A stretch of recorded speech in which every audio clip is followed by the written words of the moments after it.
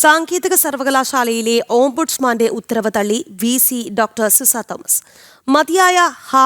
മതിയായ ഹാജരുകൾ ഇല്ലാതെ Thalassery Cape engineering കോളേജിലെ 3 എം.ടെക് വിദ്യാർത്ഥികളുടെ തടഞ്ഞുവെച്ച പരീക്ഷാഫലം പ്രസിദ്ധീകരിക്കണമെന്ന ഉത്തരവാണ് അംഗീകരിക്കാത്തത്. തുടർ നടപടികൾക്കായി രേഖകൾ ഗവർണർക്ക് കൈമാറി വി.സി. തലശ്ശേരി കേപ്പ് എഞ്ചിനീയറിംഗ് കോളേജിലെ മതിയായ ഹാജരില്ലാത്ത 3 എം.ടെക് വിദ്യാർത്ഥികളുടെ തടഞ്ഞുവെച്ച പരീക്ഷാഫലം പ്രസിദ്ധീകരിക്കണമെന്നായിരുന്നു ഓംബുഡ്സ്മാന്റെ ഉത്തരവ്. KTU സർവകലാശാല ഓംബുഡ്സ്മാൻ ഡോക്ടർ ധർമ്മരാജ് അഡാട്ടിന്റെ ഉത്തരവ് വി.സി. ഡോക്ടർ സിസ തോമസ് അംഗീകരിക്കാൻ വിസമ്മതിക്കുകയായിരുന്നു. മേൽ നടപടികൾക്കായി ബന്ധപ്പെട്ട എല്ലാ രേഖകളും ഗവർണർക്ക് കൈമാറുകയും ചെയ്തു.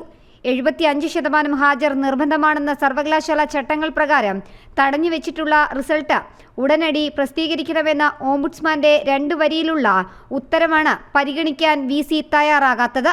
റെഗുലർ കോഴ്സിൽ പഠിക്കുന്ന വിദ്യാർത്ഥികൾക്ക് നിശ്ചിത ശതമാനം ഹാജർ നിർബന്ധമാണ്. പഠനത്തോടൊപ്പം സമാന്തരമായി കമ്പനികളിൽ ജോലി സ്വീകരിക്കുന്നതും ഹാജർ കുറയുന്നതും AICTE വിലക്കിയിട്ടുണ്ട്.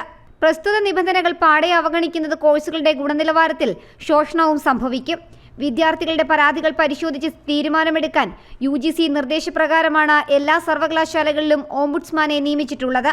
ഓംബുഡ്സ്മാന്റെ ഉത്തരവിലെ അപാകത ചൂണ്ടിക്കാട്ടിയാണ് വി.സി. മേൽ നടപടികൾക്കായി ഗവർണർക്ക് റിപ്പോർട്ട് നൽകാൻ ഉത്തരവിട്ടതും. സംസ്കൃത സർവകലാശാല മുൻ വി.സി. ഡോക്ടർ ധർമ്മരാജ് അഡാട്ടിനെ KTU സിൻഡിക്കേറ്റാണ് ഓംബുഡ്സ്മാനായി നിയമിച്ചത്. സംസ്ഥാന ലൈബ്രറി കൗൺസിലിന്റെ അധ്യക്ഷനായി അടുത്തിടെ തെരഞ്ഞെടുക്കപ്പെട്ടതുകൊണ്ട് ഒരു രാഷ്ട്രീയ ചേരിയിൽപ്പെട്ട അദ്ദേഹത്തെ നിഷ്പക്ഷത വേണ്ട ഓംബുഡ്സ്മാൻ പദവിയിൽ നിന്നും ഒഴിവാക്കണമെന്ന് സേവ് യൂണിവേഴ്സിറ്റി ക്യാമ്പയിൻ കമ്മിറ്റിയുടെ പരാതിയും ഇപ്പോൾ ഗവർണറുടെ പരിഗണനയിലാണ്. ജനം, തിരുവനന്തപുരം.